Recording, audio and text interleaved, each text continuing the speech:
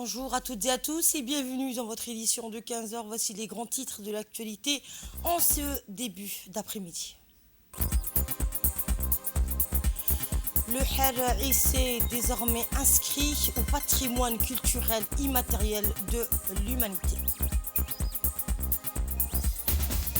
Et l'international, le Liban dénonce 12 nouvelles violations israéliennes du cessez-le-feu.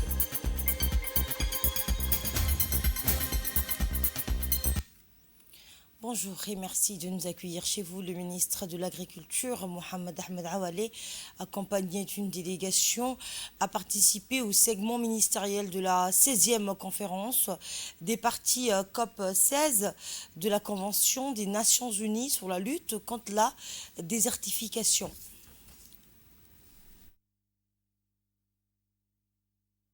La conférence est tenue du 2 au 13 décembre à Riyad, en Arabie Saoudite, et a rassemblé des représentants gouvernementaux, des experts, des organisations internationales et des acteurs de la société civile. Les discussions ont porté sur les défis mondiaux liés à la désertification, à la dégradation des terres et à la sécheresse. Selon un rapport présenté lors de la conférence, les sécheresses aggravées par la détérioration des écosystèmes pourraient affecter 3 personnes sur 4 d'ici 2050. Les coûts annuels liés à ces phénomènes dépassent déjà 307 milliards de dollars à l'échelle mondiale, soulignant l'urgence d'investir dans une gestion durable des terres et des ressources en eau. L'engagement de Djibouti pour un avenir durable. Lors de cet événement, le ministre de l'Agriculture a réaffirmé la détermination de Djibouti à lutter contre la désertification. Il a mis l'accent, vous l'entendrez, sur l'importance de la gestion durable des ressources naturelles, en particulier l'eau, et sur la nécessité de renforcer la résilience des populations rurales vulnérables. Nous l'écoutons. Messieurs, cette assemblée nous a réunis pour lutter contre la désertification et trouver des solutions. Nous avons constaté que le palmier dattier constitue la colonne vertébrale pour lutter contre la désertification principalement, parce qu'il a la tête au soleil et les pieds dans l'eau. Dans l'Afrique subsaharienne, ce n'est pas l'Arabie saoudite ou les pays du Golfe. Il faut, d'après la FAO, expérimenté. Nous avons expérimenté pour les palmiers dattiers. Après 5 années de recherche, nous sommes parvenus à multiplier par Tissue Culture le méjoule, la meilleure variété du monde jusqu'à ce jour. Nous disposons d'un laboratoire de multiplication des palmiers dattiers. Maintenant, nous faisons 20 000. Ça, c'est le palmier dattier. Concernant les petits animaux qui nomadisent le désert comme le Sahara, parce que nous aussi on a un désert qu'on appelle le désert volcanique, qui est un désert où l'écosystème aride, 150 mm d'eau par an. Les chèvres, nous avons privilégié les chèvres qui ne demandent pas beaucoup d'aliments du bétail. Ces chèvres, nos chèvres locales, malheureusement, ils ne donnent qu'un demi-litre par jour. Nous avons importé du Kenya, notre pays ami frère, des variétés alpines qu'on appelle. Nous avons croisé et nous sommes parvenus après 3 ans à avoir une production laitière de 3 litres par jour. Je vous le disais à l'instant, le HRIC, patrimoine culturel immatériel de l'humanité. Hier, le comité intergouvernemental de sauvegarde du patrimoine culturel immatériel de l'UNESCO a inscrit le HRIC, système traditionnel de gouvernance et de gestion des conflits des Somalis ISA, sur la liste représentative du patrimoine culturel immatériel de l'humanité. Cette décision a été adoptée lors de la 19e session du comité qui s'est tenue au Paraguay du 2 au 7 décembre. Djibouti célèbre cette reconnaissance, fruit d'un travail collectif associant le ministère de la Jeunesse et de la Culture, des experts locaux, des membres de la communauté somalie ISA, ainsi que les gouvernements de l'Éthiopie et de la Somalie avec le soutien de l'UNESCO. Le HLC incarne des valeurs universelles telles que la justice, la paix et la solidarité. Transmis oralement de génération en génération, ce système repose sur le rôle central du chef spirituel, l'Ugas, et d'un conseil des anciens, le Goudi, qui assure la gestion des conflits et la cohésion sociale au sein de la communauté. La délégation djiboutienne conduite par la ministre de la Jeunesse et de la Culture, Dr Hibo Momena Assoué, a joué un rôle clé dans ce succès. Accompagnée de l'ambassadeur de Djibouti auprès de l'UNESCO, elle a exprimé sa profonde gratitude envers le comité de l'UNESCO, soulignant que cette inscription marque une étape majeure dans la valorisation du patrimoine culturel national et régional. On écoute la ministre de la Culture, Dr Hibo Momen Assoué. Que je prends la parole aujourd'hui au nom du gouvernement et peuple djiboutien pour exprimer notre reconnaissance sincère au comité pour sa décision d'inscrire le Harisse sur la liste représentative du patrimoine culturel immatériel de l'humanité. Je vous transmets aussi la fierté et la gratitude de toutes les communautés somali-issa vivant dans les 3 pays, Éthiopie, Djibouti et Somalie, mais également présents dans les 4 coins du monde. Cette proclamation historique marque l'aboutissement d'un long processus témoignant de l'implication collective et participative de nos 3 pays soumissionnaires. Surtout grâce à l'initiative et l'engagement des communautés somalisa. Je tiens à remercier chaleureusement toutes les personnes qui ont contribué de près ou de loin à ce succès que nous célébrons aujourd'hui. Qu'il s'agisse des auteurs, des intellectuels, des chercheurs, des experts au patrimoine culturel ou encore des autorités publiques, privées et associatives qui ont soutenu ce dossier. Leur dévouement a permis de faire rayonner une partie essentielle de notre patrimoine culturel immatériel. Mesdames et messieurs, le HER est un contrat coutumier traditionnel qui régit les interactions sociales, économiques et politiques des communautés somali-issa, à Djibouti, en Éthiopie et en Somalie. Élaboré dans un contexte pastoral, il s'appuie sur des principes collectifs pour garantir une gestion équitable des ressources naturelles, en particulier dans les environnements arides et semi-arides. Ce système est centré sur un chef spirituel élu, l'Ugas, que je salue d'ailleurs ici, Ugas Mustafa, dont le rôle est de présenter les communautés somalisa et d'arbitrer les différends, avec l'appui d'un conseil des anciens, Goudi, et d'un comité exécutif, Gandé. Le HER valorise des valeurs universelles comme la préservation de la paix, l'hospitalité, la solidarité, la justice et la résolution des conflits par le consensus, tout en préservant l'équilibre entre les besoins humains et les impératifs environnementaux. Le HER a traversé le siècle en maintenant un fort sentiment d'identité collective parmi les Somalis-Issa, notamment en assurant l'égalité de ses membres devant la loi coutumière. Cette reconnaissance par l'UNESCO constitue une étape essentielle pour garantir sa renommée universelle.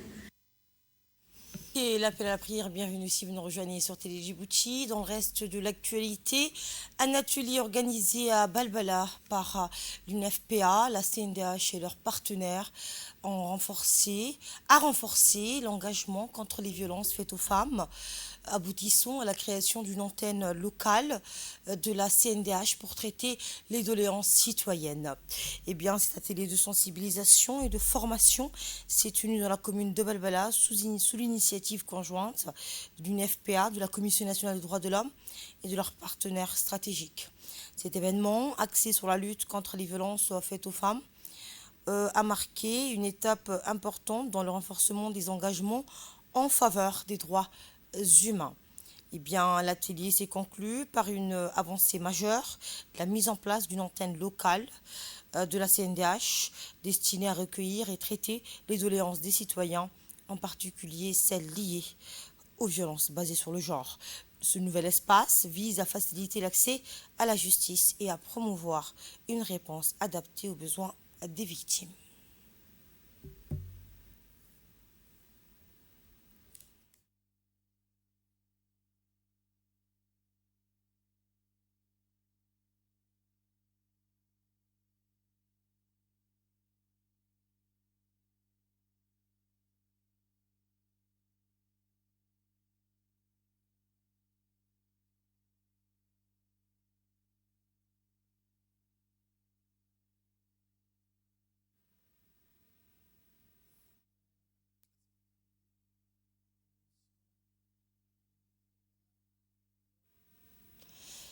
Mercredi, le centre d'instruction Cheikh Moussa de la gendarmerie nationale situé à PK 23 était le théâtre de la cérémonie de clôture conjointe des différentes formations dispensées par des instructeurs des carabiniers italiens au personnel de la gendarmerie nationale.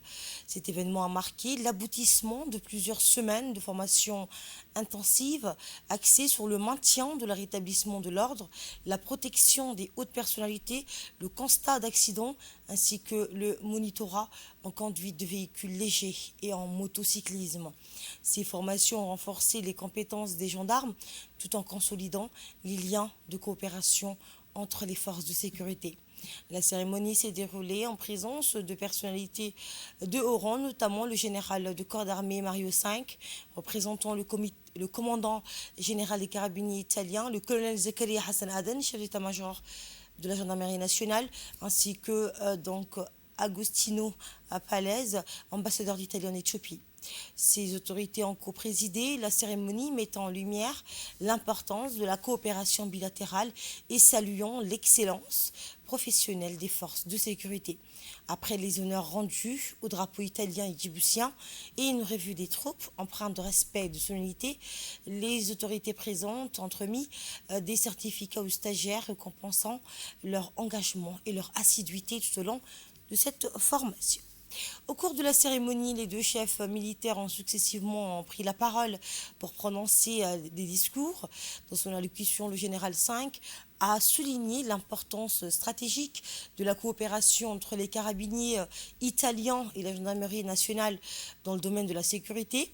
Il a mis en avant les avantages mutuels de cette collaboration qui va au-delà du simple transfert de compétences techniques et tactiques en contribuant à renforcer les liens d'amitié et de solidarité entre ces deux institutions sœurs. De son côté, le colonel Zakaria Hassan Aden a rappelé que cette coopération contribue à l'amélioration de l'efficacité opérationnelle des gendarmes tout en garantissant un partage de savoir-faire essentiel face aux défis sécuritaires actuels. Il a également insisté sur l'importance de la formation continue pour faire face à des menaces de plus en plus complexes, notamment dans les contextes internationaux de maintien de la paix. Enfin, il a félicité les instructeurs pour leur engagement et les stagiaires pour leur dévouement. Les deux discours donc ont convergé vers une vision commune d'un avenir marqué par la poursuite de cette coopération, favorisant le partage de bonnes pratiques et le renforcement des capacités humaines.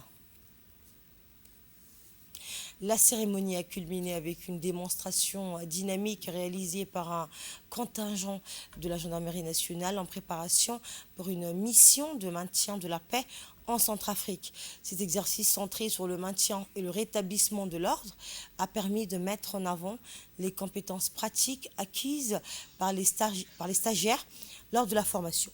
Mais avant donc de suivre cet exercice, suivons l'intervention du colonel Zakaria Hassan Aden, colonel de la gendarmerie nationale.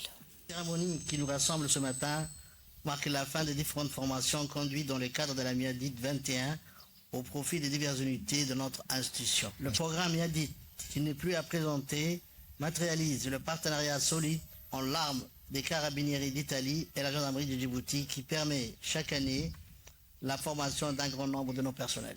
Cette année, c'est au total 258 gendarmes issus des diverses unités de la gendarmerie qui ont été instruits dans plusieurs domaines, notamment le maintien de l'ordre, la formation des moniteurs de conduite automobile, la conduite motocycliste, la formation en police judiciaire des gendarmes féminins, la gestion des déchets environnementaux pour le groupement judiciaire, le constat d'accidents. Le programme Miadit, dans la portée textuelle, reste particulièrement important pour le haut commandement de la gendarmerie djiboutienne du fait qu'il est continuellement adapté de commun accord aux besoins de notre institution et de nos personnels. Cette 21e édition, de par les comptes rendus qui me sont remontés, a atteint ses objectifs et participé utilement au renforcement de nos des capacités de nos personnels. La contribution de l'arme des carabinieri est particulièrement appréciée pour la préparation au déploiement de rotation de notre contingent engagé en République centrafricaine. Mon général, permettez-moi de saisir cette opportunité pour témoigner la gratitude de la gendarmerie nationale de Djibouti à l'endroit du général du corps d'armée Salvatore Biongo, commandant général de l'arme des carabinieri italienne, dont la nomination est intervenue lors de sa visite dans ce même centre pour tout le soutien apporté par les experts carabinieri dont l'engagement est remarquable, plaide pour un développement des liens fraternels. Enfin, je voudrais dire aux stagiaires, tout en les félicitant pour leur assiduité et leur sérieux, que désormais, il leur appartient de préserver les connaissances acquises durant ces formations afin de mieux servir notre institution et notre patrie. Avant de clore mes propos, je réitère toute la gratitude et la pleine satisfaction de la gendarmerie de Djibouti quant à l'excellence de cette belle coopération et du soutien multiforme que nous accorde le haut commandement de l'arme des carabiniers. Je vous remercie de votre attention. C'était donc un extrait de l'intervention du colonel Zakaria Hassan Adani, chef d'état-major de la gendarmerie nationale.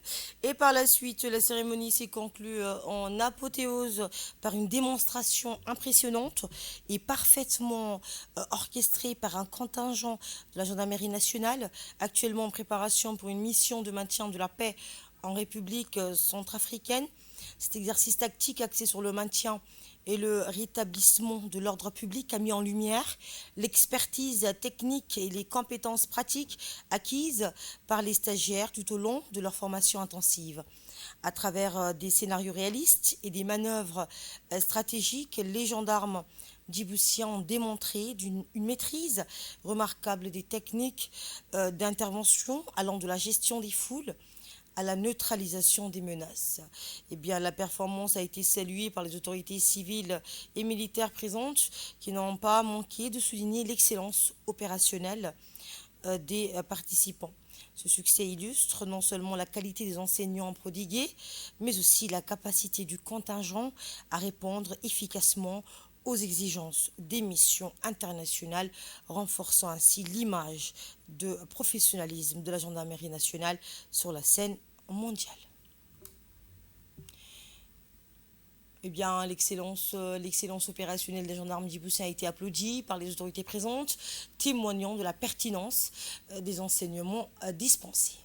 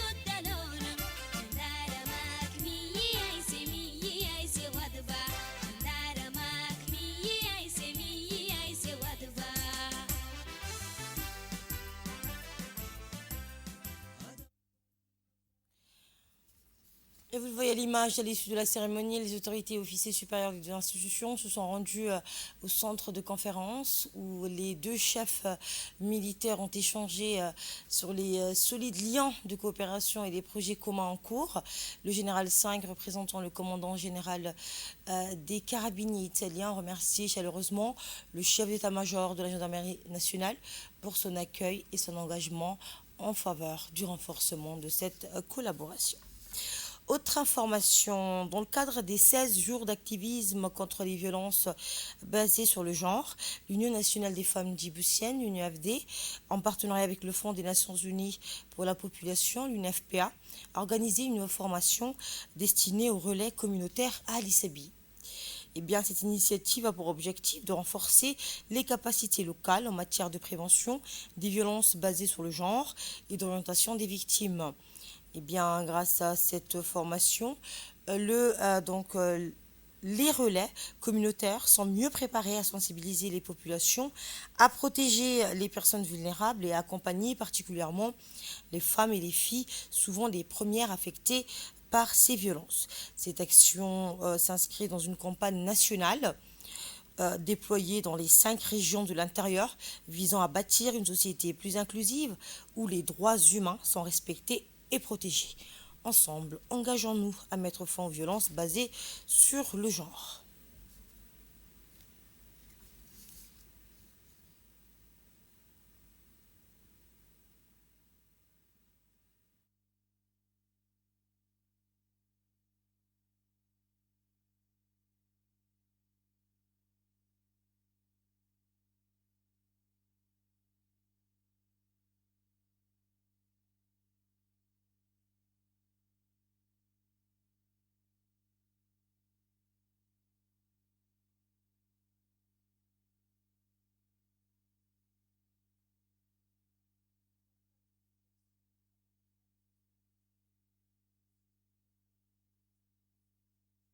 Pour mieux appréhender les défis auxquels font face les communautés locales, cette mission s'est concentrée sur des thématiques cruciales telles que la santé maternelle et infantile, la nutrition et la lutte contre les mutilations génitales féminines. Autre information donc à Arta cette fois où une avancée majeure pour le développement local à Djibouti a été réalisée avec une formation organisée au Sonny Hill Center à Arta. Cet atelier portait sur la mise en place d'un cadre de dialogue et d'échange d'expériences entre les organisations de la société civile locale et les collectivités territoriales. Cette initiative s'inscrit dans le projet intitulé Participation de la société civile à la gouvernance et au développement local à Djibouti, mis en œuvre par l'Association internationale des maires francophones avec le soutien financier de l'Union européenne. L'Assemblée a rassemblé des acteurs clés, parmi lesquels Shelmaki Hassan Alale, président du COPIL et du Conseil régional d'Ali Sabié, Ibrahim Saïd Badoul, président du RASDICA, M. Flavien Sassé, assistant technique international de l'AIMF, que je propose de l'écouter. Essentiel pour relever les défis complexes du développement local. En guise de conclusion, je voudrais retirer mon appel à chacun d'entre vous que cet atelier ne soit pas simplement une parenthèse, que les outils, mécanismes et recommandations discutées soient traduits en actions concrètes pour que les efforts de ces derniers jours produisent des impacts tangibles et durables. Ensemble, nous avons prouvé qu'il est possible de dialoguer, d'écouter et de construire dans un esprit de collaboration. Ensemble, nous pouvons bâtir des communautés plus résilientes, inclusives et prospères. L'objectif de cette formation était de poser les bases d'un cadre structuré de collaboration entre les OSC et les collectivités territoriales. À travers des échanges dynamiques et des études de cas pratiques, les participants ont exploré des mécanismes innovants favorisant un engagement mutuel et une coordination efficace avec pour ambition de promouvoir un développement local inclusif et durable. Écoutons un extrait du discours du préfet de la ville d'Ali Sabié. Nous sommes tous conscients que le développement local ne peut être pleinement réussi que si toutes les parties unissent leurs efforts dans le cadre du dialogue et des concertations. Cet atelier avait pour objectif principal de poser les bases de ces cadres afin d'instaurer une relation de confiance et de coopération entre les OSCE et les collectivités territoriales. Au cours de différentes sessions, nous avons eu l'opportunité d'analyser les enjeux de cette collaboration, d'échanger sur les pratiques déjà existantes et d'identifier ensemble les obstacles à surmonter pour une synergie plus efficiente. Je tiens à saluer la qualité des contributions suggérées par chacun d'entre vous. Vos idées, vos propositions marquées par la diversité de vos expériences et les perspectives ont permis de tracer des pistes d'action concrètes. Je tiens à vous remercier profondément, chacun d'entre vous, pour votre engagement et votre participation active. Votre présence ici témoigne de l'importance que vous accordez à la collaboration entre le OSC et les collectivités. Au cours de ces dernières heures, nous avons eu l'opportunité d'échanger des idées, de partager des expériences et de construire des ponts entre nos différentes entités. Je vous encourage tous à poursuivre ces échanges au-delà de cet atelier.